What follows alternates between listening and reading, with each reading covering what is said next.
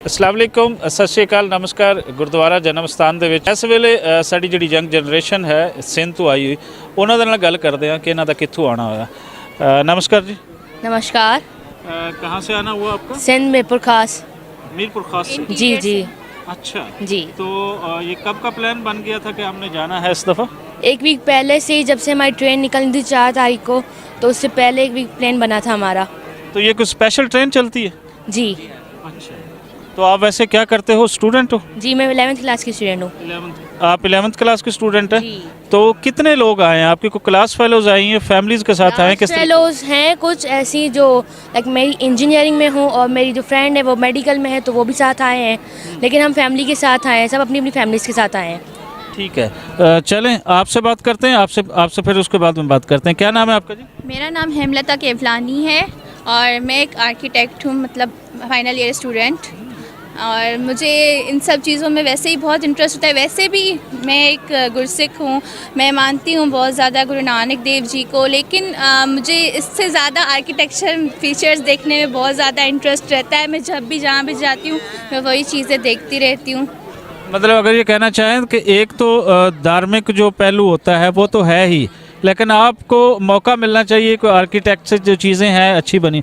तो ये अगर यहाँ पे देखना चाहें जो आपने चीज़ें देखी हैं, तो इसको उस आई से जो आपकी एक प्रोफेशनल आई है उससे कैसे देख रही हैं? उससे हम यहाँ पे जो ये डोम्स बने हुए हैं, आर्चेस बने हुए हैं, उन सबको देखते हैं कि उसमें क्या यूनिकनेस है। फिर ये सिखिज़म आर्किटेक्चर में काउंट होता है कि पाकिस्तान में जो सिखिज़म आर्किटेक्चर है, जैसे करतारपुर साहिब का जो आर्किटेक्चर है, उन सब के बारे में हमने पढ़ा भी है, लेकिन जब जहाँ पे आके देखते हैं तो फिर वो ज़्यादा हमें मालूम चलता है कि क्या चीज़ें हैं वाकई में, कैसी उनकी कंस्ट्रक्शन हुई हुई है।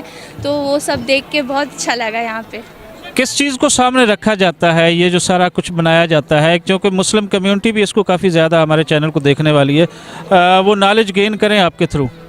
जैसे कि मतलब हर रिलीजन का अपना अपना आर्किटेक्चर होता है। अब देखा जाए सिखिज़म आगे आप बिल्डिंग्स देखेंगे तो आपको खुद ही फील होगा कि ये गुरुद्वारा है, ये मॉस्क है और ये टेंपल है। हमें वैसे ही खुद से पता चल रहा होता है, क्योंकि उनके ऐसे फीचर्स उसमें ऐड किए जाते हैं, आर्किटेक्चर फीचर्स उनमें ऐसे होते हैं। हमें देख के उनमें से नॉलेज मिल रही होती है कि ये क्या हमें दिखाना चाह रहे हैं। उसके अलावा उनकी जो खुद के अपने मॉन्यूमेंट्स बने हुए होते हैं, उससे हमें पता चलता है। ये सब चीज़ें हम आर्किटेक्चर में काउंट करते हैं, इंटीरियर डेकोरेशंस एक्सेट्रा एक्सेट्रा। अच्छा, इसके अंदर एक तो जो धार्मिक बिल्डिंग्स होती हैं मज़हब से किसी भी से जुड़ी होती हैं, उनके अंदर एक ख़ास फ़लसफ़ा होता है उनको बनाते हुए, उनके बुनतर को मद्देनज़र रखते हुए। तो गुरुद्वारे के अंदर ये तो हमें पता चलता है कि ये सिखों का है, ये मंदिर है, ये फ़लाँ है। अगर कोई ख़ास स्पेसिफ़िक इनके अंदर क्या कोई ऐसा एलिमेंट है, क्या सिंबॉलिकली कोई इसकी इम्पॉर्टेंस को मद्देनज़र रखा जाता है? अगर वो आप बता पाएँ तो कई लोगों का भला हो जाएगा, जान पाएंगे। इसमें जैसे कि सबकी ना आर्चेस जो होती हैं वो चेंज होती हैं फ़र्स्ट ऑफ ऑल। उसके अलावा उनकी कंस्ट्रक्शंस देखी जाती है। जैसे कि हम यहाँ पर आए, हम वहाँ पर जो गुरुद्वारा साहिब देख रहे हैं, डॉम्स भी बनी हुई हैं, लेकिन डॉम्स हमें पता है कि डॉम्स जो है वो इस्लाम में भी होती हैं, लेकिन इनकी डॉम्स का और उनकी डॉम्स में डिफरेंस होता है, काफ़ी डिफरेंस, और आर्चेस में डिफरेंस होता है। इन सब चीज़ों से हम वो कर पाते हैं कि ये चेंज है। चलें, बहुत कुछ जानने का मौका मिला आपसे। अब वो जो धार्मिक एक पक्ष है, तो जो नौजवान पीढ़ी है इस वक्त, ख़ासकर हम सिंध की पीढ़ी को लेते हैं, उसके अंदर मुस्लिम भी हैं, हिंदू भी हैं, सारे मज़हब के हैं। तो हमारे देखने में आता है कि बाबा गुरु नानक के सभी मानने वाले हैं। ये कोई ख़ास फ़लसफ़ा था बाबा गुरु नानक को जो वहाँ पहुँचा?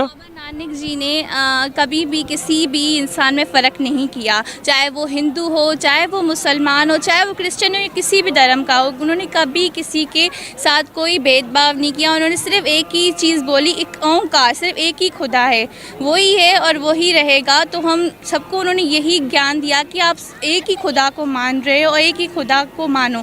यही चीज़ हमें सिखाई गई है। और धार्मिक पहलू से देखा जाए तो ये हमारे लिए बहुत अच्छी चीज़ है जो हम यहाँ पर आ रहे हैं, और हमारे नसीब हैं। जैसे कि आप सबको पता चला होगा, जो नानकाना साहिब की जो यात्रा ट्रेन आ रही थी, उसकी बोगियाँ जो थी वो अलग हो गई थी, गिर रहा था वो, लेकिन हम लोग फिर भी यहाँ तक पहुँचे, सब गुरु बाबा की कृपा से। चलें जी, आप आएँ। आप जैसे लोगों को देखकर बहुत सारा मैसेज मिलता है, बहुत सारी हिम्मत मिलती है, हौसला मिलता है। भाईजान, क्या नाम है आपका? एक कुमार मेरा नाम है। बताएं आप क्या कहना चाहेंगे यहाँ पे इस खास मौके पे? बस ये कि घूमने का एंजॉयमेंट का हो जाता है कि गुरु बाबा के दरबार पे आएँ, घूम जाएं, और करतारपुर जैसे ऐसे टूर करने इस हिसाब से।